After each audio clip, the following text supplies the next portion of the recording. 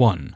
This only happened because I am a strange individual with strange friends and a highly intelligent mom. As a kid, my parents got me a medium-weight gray jacket with 14 pockets. They chose it for me because it was winter. I don't like wearing bright colors and love pockets and always find a way to use them. When they bought it for me, it went down a little past my knees. I had that jacket and wore it every school day for about 6 years or so, regardless of the weather, until it literally fell apart and my parents never questioned me about it. One day, we moved, and I had to switch to a different high school. Some of the students didn't like that I am a loner and was wearing a worn-out gray jacket. I never bothered anyone, ate lunch by myself, ignored anything that was said to me, positive or otherwise, and was content to leave people alone. But someone told their parents that they were scared that I was going to do something. This wasn't all that long after the Columbine school shooting, and back in the day that many schools had the DARE program. DARE, was it? The Drug Abuse Resistance Education program that many US schools had or have. One day, the DARE officer meets me at the bus stop off Point and says that I can't wear the jacket since it is scaring other kids and he needs to look through my backpack and locker. The locker they had access to anyways, but in order to check me and my bag for anything, they had to wait for my parents to show up. Locker checked out good, and when my irate mom showed up and let them check me to prove a point, they didn't know what to say but told her I couldn't wear that jacket to the school. Not because it was old and showed its miles, but because it scared other kids. That night, it poured massive amounts of rain and the temperature dropped. I didn't have a jacket that I could wear to school anymore, so I was thinking I'd just stay home. That is until my mom asked if I had a friend's phone number. A friend of mine who was homeschooled had a hobby of making chainmail armor with heavy leather padding under it to keep it from chafing. His parents let him do it, and he sold it at Renaissance fairs or at a local flea market, and used the money to fund his gaming habit. He was about my size, and had kept a set for himself that he'd tinker with if he found out about a different method for doing it, or was trying something new out. She decided to drop me off that day by way of my friend's house, and then went to a local gas station to wait for the fallout. My homeroom teacher loved it, but she was also a history teacher that loved her job. The other students didn't have a clue what to do, and I was fairly comfortable and entirely warm and dry in it. My first class had just started when the door comes flying open, with the DARE officer then trying to sneak in after they'd opened it. I never understood why people do that. The door latch and hinges make a noise as soon as you open them, and there was that strange vacant sound difference combined with the teacher stopping mid-lecture to draw attention to you sneaking in. The class was fairly full, about 30 students, but it only took a few moments to single me out. Back to the front office we go, where my mom is waiting with my old jacket. The principal's mouth drops open as I stroll through the door, armor clinking and jingling at every step. "What do you think you're wearing?" He's wearing a coat. "What? That's not a coat." "It's a coat of arms intended to provide a squire with some protection during battle to aid his assigned knight. It was also worn by various others throughout history. I like the armor and weaponry from that period and its history." "You can't wear that. It is scaring the other kids and violates the school dress code." My mom says, "Actually, no, it doesn't violate anything. And if someone else's brat is scared that my kid is just wearing the armor, then why aren't the goth kids I've seen walking past in their massive black trench coats being harassed? What about that other kid that was just in here with the massive backpack? They could more easily hide something that the kid should be scared of instead of my son. Has anyone said that he said anything dangerous or threatening?" "No, but we've had student and parent complaints about your son already." "What are they complaining about?" "They are scared of your son because he doesn't talk to anyone, hangs out by himself, was wearing a huge jacket. We have to do something. Everyone is scared after that school shooting." You have got to be kidding me. You're singling out my son, a new student, because he doesn't know anyone and hasn't made any friends yet. I'll skip much of the conversation from there, but mostly because I dozed off and this is getting long. After a while, my mom woke me up saying that the principal has decided to suspend me over the coat. My mom is not a person to piss off and went to the next school board meeting with me in tow. She explained the whole situation as she understood it, had me stand up to show how threatening I was while wearing the grey coat. And then the chainmail. I was, and still am, a tall, skinny guy with glasses and my nose always in a book. The principal ended up getting a lecture and written up for failure to stop harassment of a student and being complicit in harassing a student, or some equivalent legal jargon. We were told that I could wear the jacket again. 2. A few years ago, after moving to VA where my then fiancé, now husband, lives, it was taking some time for me to find a job. I have a background in executive admin and was eventually able to find work in that field, but for a few months I helped out at a friend's house cleaning company to make some extra money. Most people won't do that work, but I'm here to tell you that the work is hard but satisfying, and you will most definitely lose weight doing it. Me, poor little hardworking me, CHL, crazy hoarder lady, boss. I am one of the only house cleaners at the company that speaks fluent English, and this meant they liked to send me on the more difficult clients because I could understand better what they wanted. Not to say at all that I was a better worker than anyone else. They were so much better at their jobs and much harder working, but they did like to take me to the crazy clients because I could understand what they wanted and, if necessary, explain why it was or wasn't possible. No, we can't do a full deep clean of your 4-bedroom townhouse in an hour, unless you are willing to pay for 4 more people to help, etc. This woman, CHL, was never happy with anyone. She yelled at and complained about every person that cleaned her house, and always requested someone new. So they decided to send me, which of course I was super excited about. Walking into her house, horror movie music went off in my head. She wasn't a gross mold and bugs and newspapers everywhere hoarder. She was a, classy hoarder? Fine furniture packing her rooms to the point they couldn't have been used because you couldn't even get into the rooms. Thousands, not exaggerating, of figurines covering the shelves. Picture frames every few inches on every wall. The worst part, 4 huge St. Bernard. Shedding, drooling, dusty, muddy St. Bernards. She is very excited to see someone who understands English and then launches into all her instructions about what must be done. Bathroom needs a deep clean, bleach wherever I can. Shower has lime stains that must come out. Huge jacuzzi tub has to be completely cleaned, not just dusted. And the 10 plants around the tub need to be moved and cleaned as well. There are special requirements for every bedroom. Her adult son is home from college and his bathroom is absolutely atrocious, so I have to spend time in there. I have to dust every trinket and picture frame. There is special leather treatment for all the furniture. Every appliance in the kitchen has a different treatment.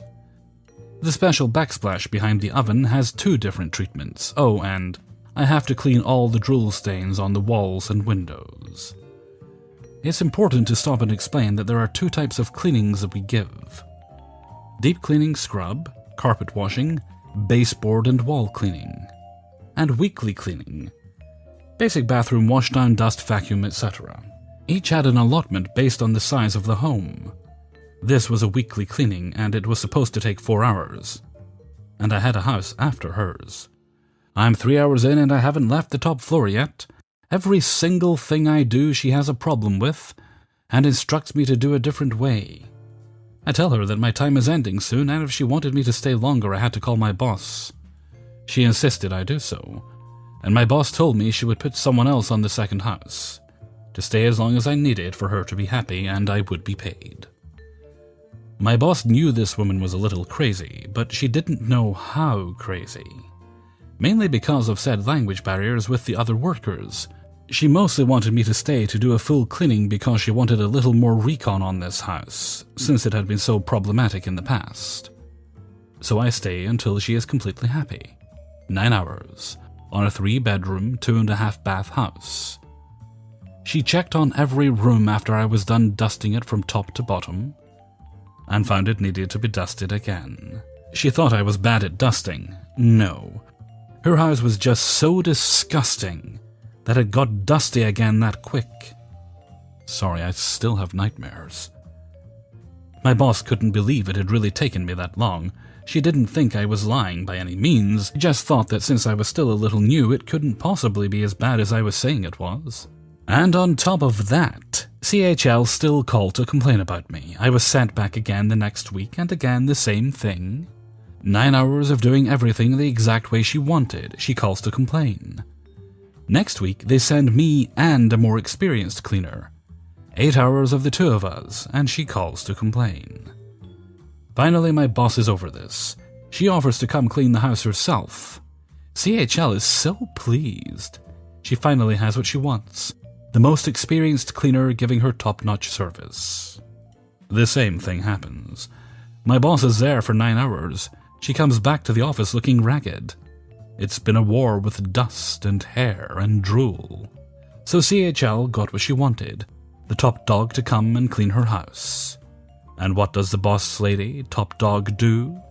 Realize that they are undercharging her by half and double her rate. She was furious and we left her to find a different company to be suckered into cleaning that mess. 3. For several years, I've worked in retail for a certain blue store that is famous for its questionable business practices in regards to their employees and their pay. I've been a hard-working member of the team and only call out sick if it is absolutely necessary, as times are hard and money is tight, and my work ethic is something I pride myself on. I have several supervisors, store, section, team leads, etc., and many of them don't know me very well. I'm a very private person, and I try not to get my personal struggles intertwined with my work. However, I was unable to keep it to myself when I was diagnosed with Crohn's disease last August. Oftentimes I'm in pain, but it's tolerable enough to work through and ignore. Recently, several months after diagnosis, the pain has become nearly unbearable, as well as other issues from the disease, unexpected diarrhea, bloating, gas, and/or constipation. It's nearly impossible to even walk on my bad days, and I need to be within crawling distance of a toilet. Unfortunately, my store manager didn't understand the disease well at all, even after I tried to give him a medical notice from my gastroenterologist, and has made the whole situation much harder for me. I try not to complain about it, or use it as an excuse, but when something this serious comes into my life, I have to accommodate until my doctor and I find the right treatment for me. After a week of consistently bad days, I had the worst day I've ever had with my disease. The whole night before, I was writhing in agony. My stomach was gurgling and my digestive tract felt like someone had blown thousands of bubbles inside of me. Between the cramps, diarrhea, and my inability to eat because of the pain, otherwise it'll just come right back up. Sorry. I was almost completely incapacitated. I was supposed to work from 12 p.m. to 9 p.m., but I knew I wouldn't be able to do anything even if I went in. I contacted all of my available co-workers, all of which were unable to cover the shift. At 8 a.m. I called into the store. The following conversation followed. G is my general manager, me is me. Hello, this is Crap Mart. My name is G, how can I help you? Hey G, I'm sorry, but I'm not going to make it in today. I've been in too much pain to do much of anything, so I wouldn't be able to do my job. I've tried to find someone to cover the shift, but no one was able to. I wanted to give you enough time to find someone. What? I need you here today. I'm sorry, I wish I could, but... He abruptly cuts me off. You're not blowing up, are you? You need to come in. I'm not going to deal with being short-staffed again because you can't take care of your woman's problems. I'm absolutely astonished that this is happening. Gee, I have a disease. I gave you my medical accommodation form. This isn't about me not taking care of myself, it's about being honest that I won't be able to work even if I came in. Listen, you will be here today, do you understand? I'm growing more ashamed and angry by the moment. I told you I can't. I don't call often, but I am too ill to be there. Be here or you're fired. He slams down the phone, disconnecting the call. I sat there staring at my phone, knowing that what he just did wasn't legal or okay by any means. I decided that I'd show him what I was really dealing with. I managed to get dressed and my lovely boyfriend drove me to work. because I couldn't focus on driving. He wished me luck and reminded me that I come first, not the store. He loves me very much, and I can't imagine going through all this alone. I slowly walked into the store and clocked in. G was standing by the time clock, smiling smugly at me as I punched in. I knew I looked awful. I was bloated, and dark circles under my eyes stood out against my otherwise pale, clammy skin. I didn't greet him, just grabbed my walkie and went to my section. Less than half an hour into my shift, I feel my insides, metaphorically, flip. Now was the time to put in some gross, effective, malicious compliance. I knew I couldn't leave my area without coverage, so I called over the walkie for G, telling him I needed to take a break right now. He sighed and walked back to my section to see what my problem was. While he closed in, he started telling me that he had other shit to do. Right then, as I knew there was no way to make it to the bathroom, my bowels released themselves. Right there on the sales floor. The khakis I wore were easily ruined. My entire body clenched and the unbelievable pain skyrocketed further, forcing me to wrap my arms around my stomach to keep it together. I looked up at him, panting and nearly in tears. He looked disgusted and furious. "What?" "You told me to come in, or I was fired." His expression turned to one of realization and shock as he sheepishly looked away from my face, giving me the go-ahead to head home. I know it was a mistake, but I still told the district manager, his boss, and gave them all the information about the conversation G and I had over the phone and about my accommodation letter. I haven't heard anything about the complaint, aside from the DM informing me that I would be paid for the full 9 hours of that shift, in which I had to leave early. But I've never been told to come in on a bad day again. Update. As of noon today, my manager has been terminated from his position at the crappy retail store. In addition, my lawyer will be meeting with the store's legal team to discuss compensation. But I'm unable to discuss that further until it's settled. If the offer is unsatisfactory, we'll be going to court. Thank you to everyone who encouraged me to seek legal assistance.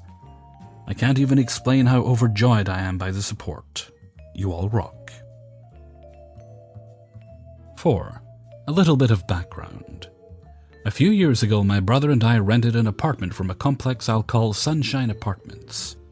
It was on the ground floor with 2 floors above us, and all the layouts were exactly the same no matter what floor you lived on. This will be important later.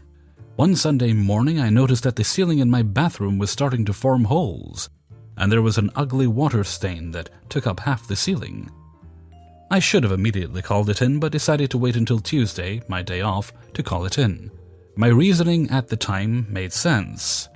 I wanted to be there to ensure my cat didn't escape. This was my fault, and I fully admit that. Come that evening, I got off work and settled into my favorite chair with my laptop, and talking to my friends on Discord. My brother was closing the grocery store where he works, so I had a nice quiet place to myself, or so I thought. An hour later, I heard a loud wham and the sound of running water. "Oh shit," I said, and I ran into my bathroom and was greeted with the sight of a large hole in my ceiling, at least 2 feet wide, right above my shower. Plaster was everywhere and water was pouring down. If I had been taking a shower, I would have gotten hit by falling debris. I immediately called the 24-hour emergency maintenance number. The repairman who answered, who I will call George, had done some repair work for our apartment in the past, and while he did take a while to get to repairs, he overall did a good job, so I thought he was trustworthy. The conversation goes as follows. "Sunshine Apartment Emergency Maintenance, this is George. How may I help you?" Deciding to be extra polite to offset the fact that it was late. "Hello, George. This is HCA 2001 in apartment 5678 in building 9. I know it's late, but there is a giant hole in my bathroom ceiling caused by a water leak. Can you please come over and fix it?" I just got home. Can you call again in the morning?" Cue simmering rage. Part of me wanted to tell him to get his butt over here and fix the damn hole in my ceiling. However, a new thought came over me, and I decided to teach him a little lesson. "Of course. You have a good night." The next morning, I call into work to get the day off before calling the maintenance number again. This time, a different gentleman, who I'll call Hector, answered. Hector and I knew each other from my long walks around the complex. He'd always ask how my cat was and say hi to her from him, which is always a plus in my book. I politely asked Hector to come fix the ceiling, but added a small tone of irritation in my voice, which was genuine. He agreed and was over in 10 minutes. When he came in, I brought him into the bathroom and showed him. Holy shit! Did you call this in when it happened? I did, but George asked me to wait until today to call. Why did he ask you to wait? He said he had just gotten home. I see. Let me check your upstairs neighbor's shower and then we'll get you taken care of. Thank you so much, Hector. It took Hector a total of 4 hours to diagnose the cause of the leak, a split ring, if I recall correctly, find the correct part needed, repair it, and put a cardboard cover over the hole so that it had a chance to dry out, mold being a huge problem in hot and humid Florida. He also called for the carpet cleaner to come over with fans to dry the carpets and laminate floors, and for people to clean up the debris. Of course, I was very grateful and thanked everyone profusely. In hindsight, I should have brought over food and water for them, but that'll be for next time. I never did see George again. A few weeks later, I happened to run into Hector while on my walk, and casually brought up the fact that I hadn't seen George in a while. Oh yeah, he was fired. I'm genuinely surprised. Really? May I ask why? He had been constantly late and leaving early, and he was supposed to be on the clock when you called about that busted ceiling. The manager had been looking for a reason to fire him for a while now. For the record, I was never trying to get George fired, and I do feel a little guilty about that, having endured a 2-year stint of unemployment. But then I remember he brought this upon himself. It was a 24-hour emergency maintenance number, and I was unable to use my bathroom. 5. I really can't remember exactly how long ago this was, or how old I was. But let's just say it was in the range of 25 to 28 years ago, and I was in the 9 to 12 age range. Across the street from my house, and just a bit up the street, there is a small stretch of grass owned by the parish. There's nothing there now but grass, but back at this time, there were a couple of trees. And some kind of parish building with a bunch of orange work pickup trucks in the grass.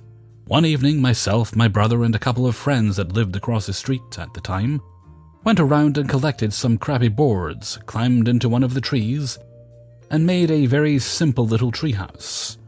Not even a house, just a platform a couple of us could sit on up there. We hung out up there for a little bit, and then it was time to go home. Not even an hour later, my mom got a hold of me and brought me to the front door. Apparently, a parish representative had been banging on the door and complained about our treehouse. So my mom let him in to talk to me.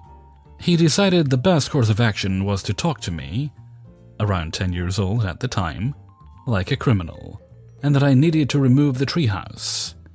He didn't make any threats or anything, but his tone and attitude were very, "You did something really bad, and there will be consequences." Bear in mind that this was well after that building had closed for the day. I said okay. I would remove it the next morning.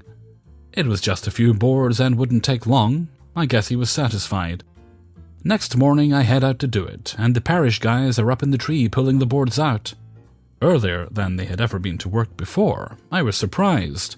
Even at that young age, I knew that these people didn't know the meaning of a hard day's work, so seeing them there that early was shocking. From then on, I decided I would no longer mow the narrow strips of neutral ground just across the sidewalk from our yard, nor the wide, long strip of property they owned that was about 15 feet away from my family's business. It was easily twice the size of the piece of land we were actually responsible for keeping up, but we maintained it anyway just because. Almost done, but pausing here a bit for info and clarification to help understand just why I consider this story malicious compliance. These people had their building on that piece of property where we built the treehouse. They never maintained it. They would let it grow up like crazy, and rats and snakes would take up residence, and from there invade our yards. Every neighbor in the area complained to them, and it would take them months to get out there and mow the grass. Like I said, this was a small piece of property, and one guy on one of their riding mowers could have done it in 30 minutes. But that was just too much for them. even though they were more than happy to show up after hours to complain about a few boards in a tree. Basically, they pretended like they didn't care about the property when it came to maintaining it, but they had no problem throwing their weight around if you went on it. Now with that out of the way, I'll finish up. Since I was no longer maintaining the neutral ground in the property they owned next to our business, it naturally started overgrowing. They would drive by and take pictures and file complaints, and try to bully us into doing something. My mom would do it sometimes, as I guess she didn't really care that much, but to me it never seemed right for them to pick and choose like that. So I just went all in and didn't touch their property at all. Fast forward to today. I have an apartment about a 30-second walk from my parents' house where I lived at that time, and to this day if the grounds get too shaggy, they try to throw their weight around. I just tell them it's not my property. So far, nothing has happened. They let it get so tall that they need to bring people with heavier equipment than normal riding mowers out here to deal with it. 6. Around 2 years ago, I used to work for this grocery store right around the corner from where I lived. I loved working there. I constantly had something to do, and when the store wasn't busy, I would talk with my co-workers and just enjoy the night. My main position was in the bakery and hot food area, but since we were only a small one, only one worker would be in at a time. A regular night would involve me slicing meat, serving food, and putting baked goods into the oven. After about 6 months of working there, I found out that I was moving town. I felt terrible and gave my manager my 2 weeks' notice. I felt terrible because this was out of the blue and they had to train someone new, so I offered to work without pay for the 2 weeks so they wouldn't lose money. My manager said no, it was fine, but he greatly appreciated it. Out of nowhere, I developed a severe pain in my mouth and discovered that my wisdom teeth were coming in and were causing some weird damage to my jaw. This resulted in me needing emergency surgery on the weekend after my 2 weeks' notice was up. The day after my surgery, my manager texts me. We need you today. The scheduled worker called in sick and no one wants to cover his shift. Actually, AM, I just had surgery last night for my wisdom teeth right now, and have taken a bunch of painkillers to soothe the pain. Also, my 2 weeks' notice is up, so technically I don't work for you anymore. Do I sound like I give a fuck? We need you, and if you don't come in now, I will see to it that you don't get hired anywhere else. So how does working sound like now? I was shocked. Before today, my manager had been the best boss to work for, so I was utterly surprised. Alright, I'll be in soon, I guess. You better be or else. About 5 minutes later, I get dropped off at the work. Normally, I'd walk there, but I had taken so many painkillers that I could barely remember how to get there. What took you so long? I've had to cover for you in the bakery for the past half hour. His last text was only sent 5 minutes before that. I quickly apologized, walked into the bakery, and started doing my work. Normally, I'm a good person who wouldn't start trouble, but because of how high I was ready to start making AM's life a living hell. Every time he asked for someone to help him out with a task, I would volunteer to help. Each time I would make myself fall off the ladder or cause food to come crashing down on me. He kept telling me it was all right, but as the night went on, I could tell his blood was starting to boil, so I continued. As the end of my night neared, my job was to clean the meat slicer, and I had a plan. I began to clean the meat slicer, but I accidentally turned it on. By this time I had no problems controlling my body, so I came as close as I could to cutting myself without actually doing it. AM walked in to see me do this and immediately screamed at me and told me how I could have killed myself. I just responded with a confused look on my face and said, "Oh, whoops, huh?" He just sat there looking at me and pulled me into his office, where he began screaming at me for all the stupid things I had done that night. The falling off the ladder, the dropping food on me, and now the meat slicer. Instead of getting upset because it was technically his fault, I just sat there with a blank look on my face, pulled out my phone, and showed him the messages he sent me. He went silent. I stood up and told him, "You'll be hearing from my lawyer," and walked out. The grocery store ended up firing AM for mistreating the employees, and he also got sued for sexual harassment by one of the other employees. The store also gave me a hefty paycheck because they decided to settle out of court instead of fighting a lawsuit that they would inevitably lose. 7. Many, many years ago, I worked as a barista in what was essentially Canada's version of a certain Seattle-based coffee chain. To my knowledge, it was the first time we were marketing our iced coffee. I think it was an off-menu item that could be ordered prior to that, because we had all the materials needed to make it. The procedure at the time went something like this. Grab a cold drink cup, heat it with ice, add sweetener syrup, as sugar doesn't mix or even dissolve as quickly or as easily, as per customer request, and then fill it with hot coffee from one of the carafes. Leave it a bit of room in case the customer wishes to add cream or milk, put the lid on, and give it to the customer. On occasion we had customers who requested light ice or even no ice, but when I explained to them how it was made, they understood and allowed for the normal amount of ice with no complaint. Well, all except one. Clueless customer, CC, a nondescript middle-aged woman. "I'll get a large iced coffee, no ice." "I'm sorry, we make our iced coffee by pouring our hot coffee over ice. I will need to put some ice in there, or else it will be hot coffee." "Well then, just make it light ice." She says this while rolling her eyes. I process payment and start making the drink. Instead of adding a heaping cup full of ice, I keep it just below the brim. "No, less than that." I shake out about a third of the ice from the cup. "Much less. Like no more than 3 ice cubes." At this point, my brain flips that switch from "life is good" to "what did I do to deserve this?" Note that I'm not the most socially capable person, and although I've improved through ongoing active effort over the years, being at any customer service job at the time was a special kind of hell. One I enjoyed as long as I enjoyed the job, but in which I was about 3 steps away from a panic attack.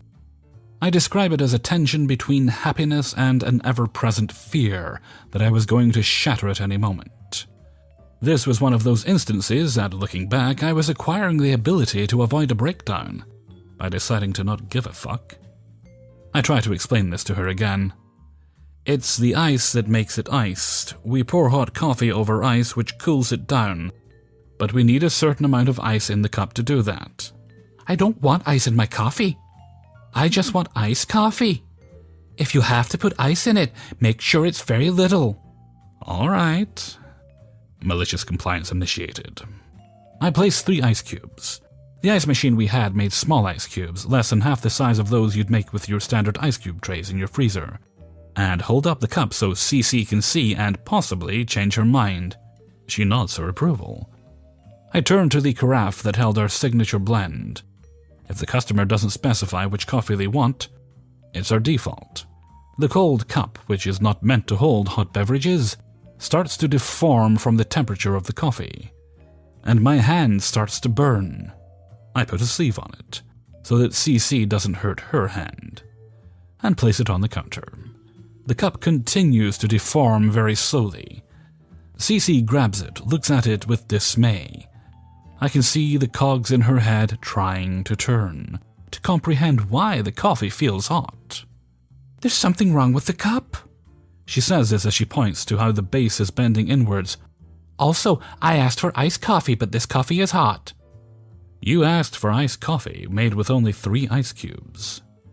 No further explanation. I'm not about to give a physics lesson at the counter of a coffee shop.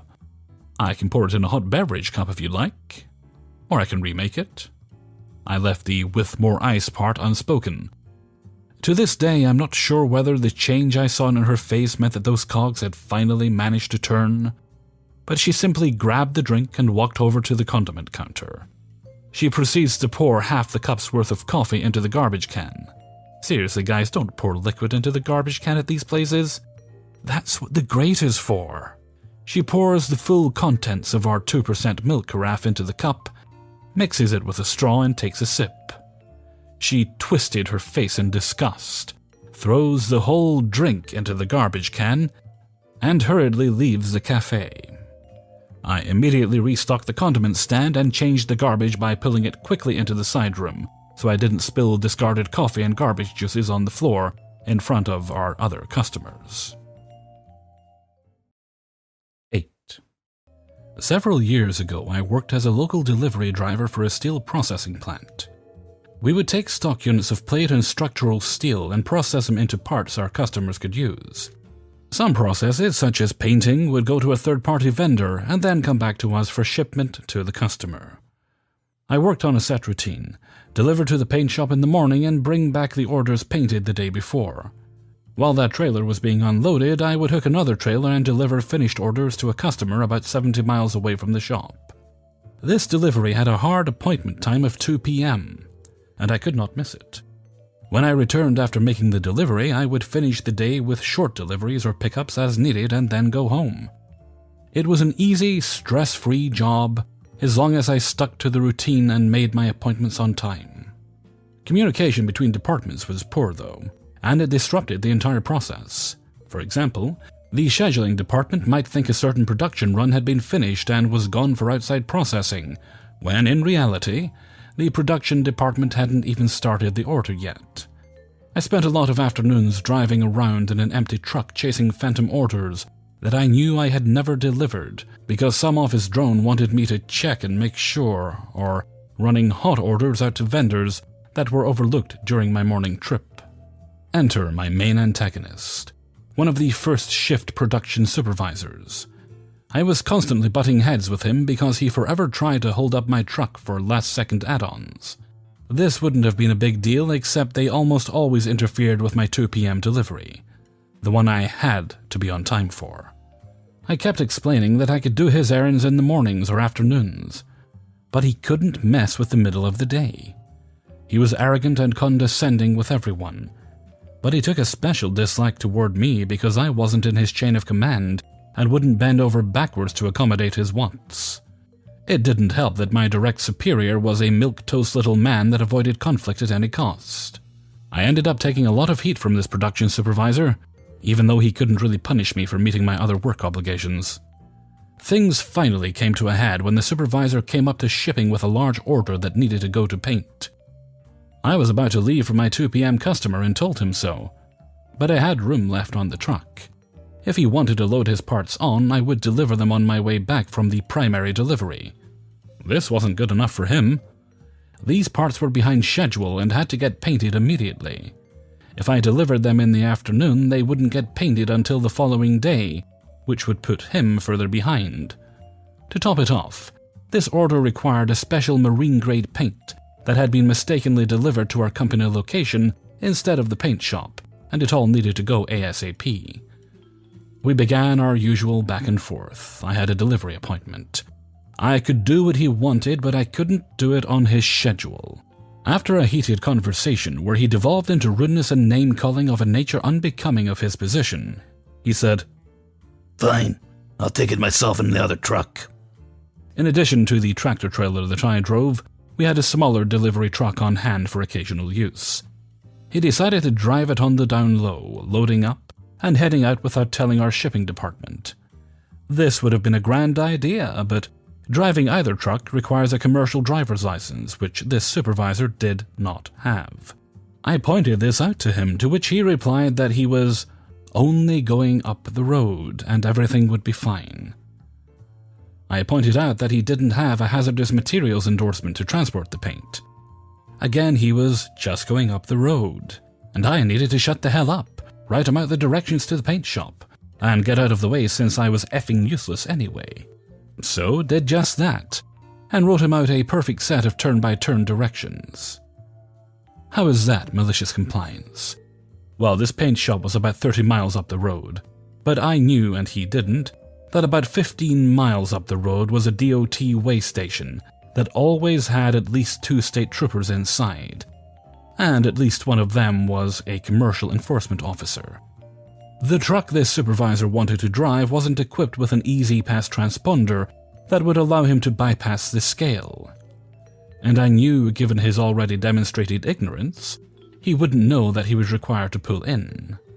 I figured he would blow right past and one of those state troopers would put down his coffee long enough to chase him down and find out why. To my great delight, that is exactly what happened. The troopers saw him drive past and pulled him over. Then they escorted him back to the way station for a thorough inspection. For those unfamiliar, the transportation industry is highly regulated. Some might say it's over-regulated, But anyone that makes it a career knows it's best to follow the laws or face some serious consequences. The supervisor didn't know any of this, and it was like a lamb to the slaughter. The DOT inspector ripped him to pieces. Among the biggest infractions he was cited for: no CDL, $2,500 fine, up to $10,000 to the company, misdemeanor charges, 90 days suspended driver's license. No hazmat endorsement, no documenting paperwork for the hazmat. No placards identifying the vehicle as carrying hazardous material. $50,000 fine to the company, more if it results in illness, injury, or death to another person. As a bonus, when the trooper escorted him back to the weigh station, the scale master saw him talking on his cell phone. This dude was making a panic call to the company manager. Using a handheld device is a big no-no. That's another $2,500, $10,000 to $11,000 to the company. The truck was put out of service at the weigh station until it had the proper bill of lading, hazmat paperwork, and a driver with a valid license. The supervisor wasn't allowed to leave until someone came to get him. Needless to say, he lost his job immediately. I suspected that would happen, so I hung around the shipping office after my afternoon delivery. I got to witness his walk of shame as he was escorted out of the building. I was never officially told just how much his fines were, but an educated guess puts it at thousands to him personally, and potentially close to $100,000 to the company. I do know the company tried to sue him in civil court to recoup their losses, although I don't know the outcome. I left to take another job shortly after. I figured that even though I wasn't the one at fault, my role in the fiasco wouldn't be looked upon in kind fashion. The best part, though, was that after months of watching him swagger around wearing a big, hubris cowboy hat, I was the one that got to swat it off his head. Just a few clarifications. For anyone thinking I had a greater responsibility to stop this clown, I left the building before he did. For all I knew, he had listened to my advice. I didn't think he would, but I didn't know that for sure until after the fact. The route I gave him was the only reasonable way to go. MapQuest or GPS would have given the same directions. Second, management was terrible. If he'd gotten away with it, they would have praised him for doing whatever it takes to get the job done. Remember, I'm just the delivery boy. My opinions and knowledge didn't matter. Lastly, my direct superior was there for the conversation. He understood the possibilities, and as my supervisor, it became his responsibility to deal with. He preferred to resolve conflict by avoiding it. Frankly, I think he was tired of the big dog attitude and happy to see this guy get what he had coming. 9. This happened in the mid-90s when I was pregnant with my youngest child. This was a difficult pregnancy, and so my strength and mobility were limited. I had just finished shopping at a very crowded Costco and pushed my cart to my car, put my toddler in her car seat, and attempted to haul a large bag of kitty litter into my trunk. Unfortunately, I could not. My tired and pregnant body would not allow me to lift that bag.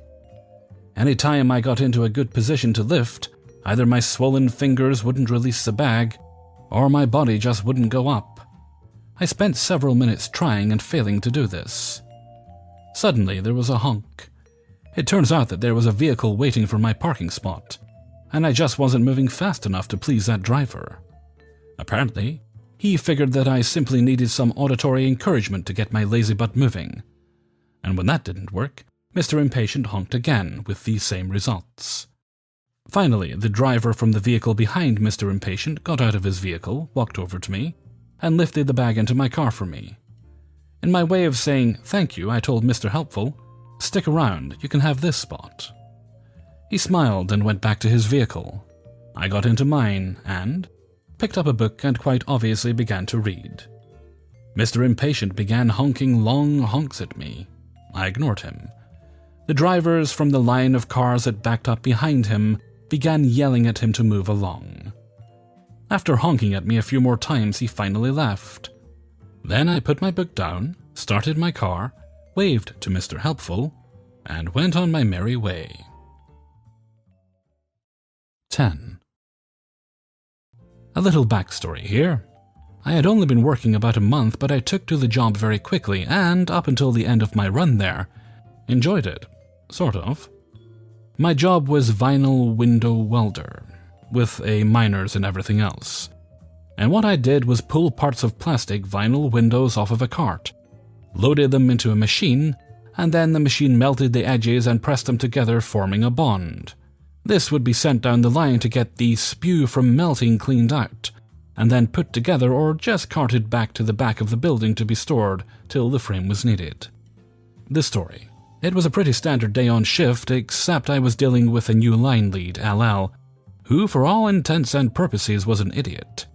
He and his girlfriend were both line leads on the same shift now. I'm sure you can see a problem here. And he was pretty well known for not planning ahead or doing much of anything beyond walking around to see his girlfriend and complaining. Anyways, I walked in as per usual and asked what they wanted or needed done for the day.